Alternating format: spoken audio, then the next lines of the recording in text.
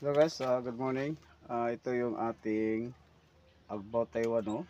Yan. So, sa papapawide ng mga ating mga Agbaw Taiwan guys, kailangan masunod talaga natin sa pagkukuha yung mga unwanted shoots, no?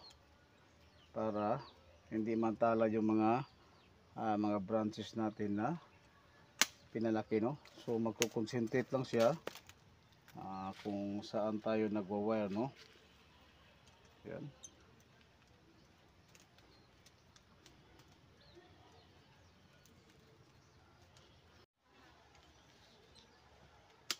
Yan.